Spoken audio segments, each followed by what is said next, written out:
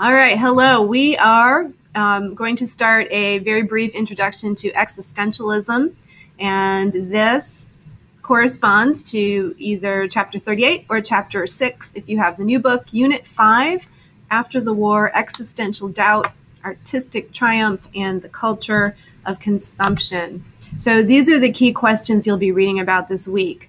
What is existentialism? What is abstract expressionism? Who are the Beats? What is pop art? And what is minimalism in art?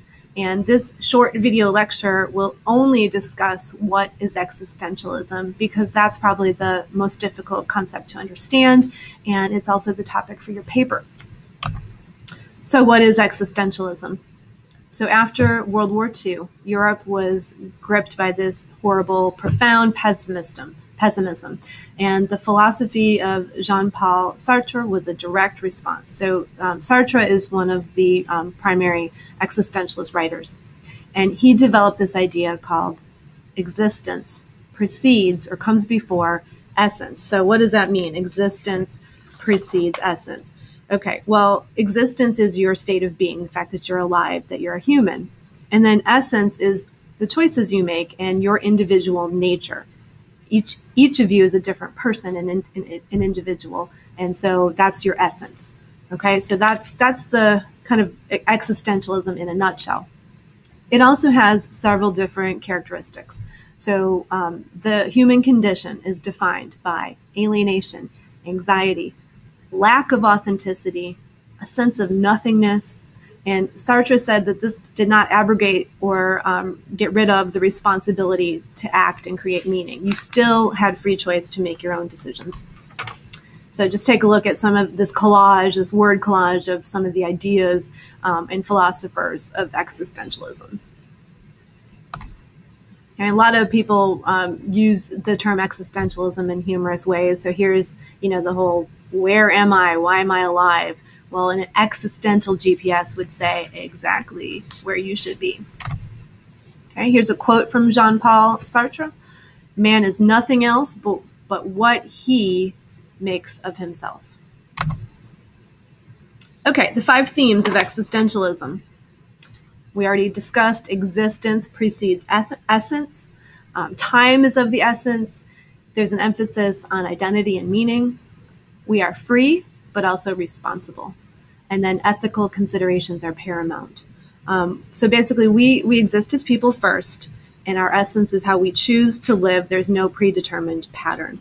We have to create our own meaning. All right, some of you remember Calvin and Hobbes. So here are Calvin and Hobbes standing on the sidewalk, and let's say life is this square of the sidewalk. We're born at this crack, and we die at that crack. Now we find ourselves somewhere inside the square, and in the process of walking out of it, suddenly we realize our time in here is fleeting.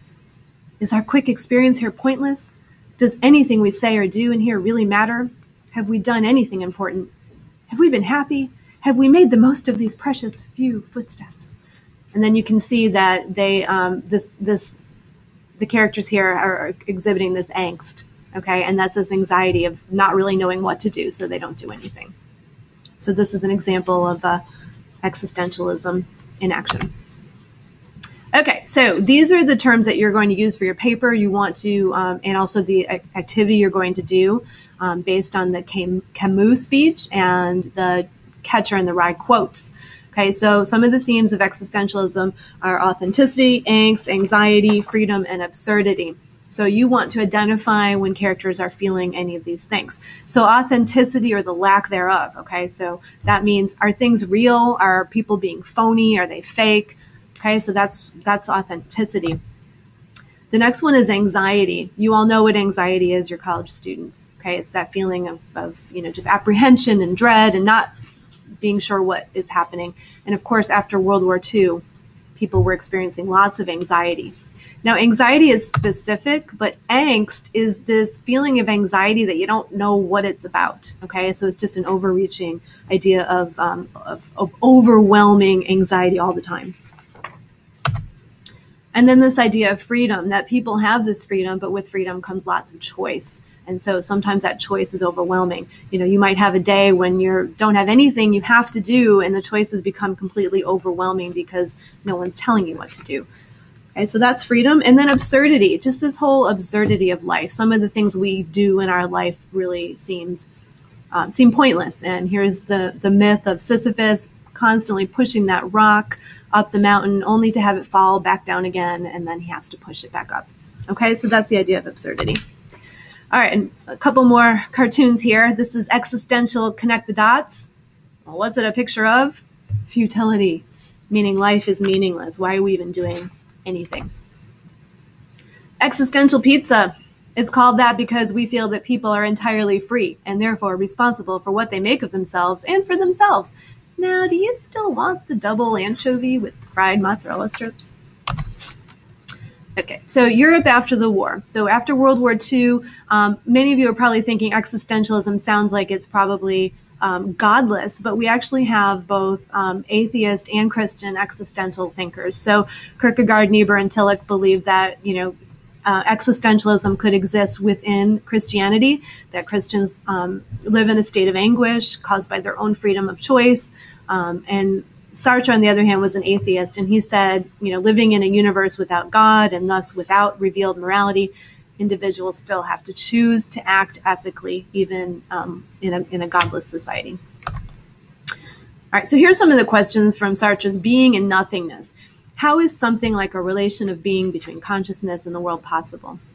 What's the effect of absence and nothingness? Okay, so if I were not in class, like I'm not going to be in class next week, you would recognize and you would be affected by my absence. So there is actually, nothingness can actually influence and affect you.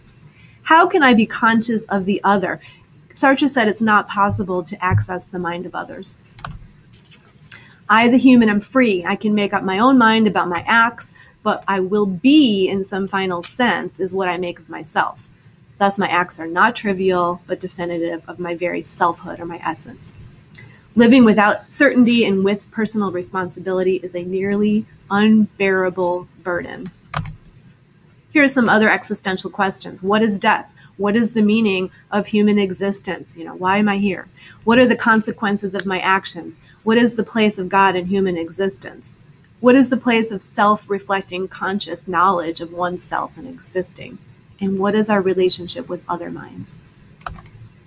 Okay, so in writing, we have Simone de Beauvoir wrote about existential feminism, that women had allowed men to define themselves. We have a novel, The Stranger, by Albert Camus. His anti-hero Meursault, he actually commits a murder on a beach and is tried for this murder, and they talk about why he does this. The Theater of the Absurd is also existentialist. Samuel Beckett, Waiting for Godot, just is this really absurd play about these characters who are waiting and they don't know what they're waiting for. In art, also, you will see examples of artists who are displaying existentialism. Okay, so here's Alberto Giacometti, City Square. You can see this image. Think to yourself, what are these people doing? Why are they wandering? What are they thinking? How are they relating? How is this existential? Okay, and then Body of Woman in French, Corps des Dames. And so you can see this is an existential view. Lots of angst in this painting here of this woman. Okay, and then here's some existential writers, modern and a little bit older. Albert Camus' The Plague is an interesting story in light of modern day viruses, and then his Stranger.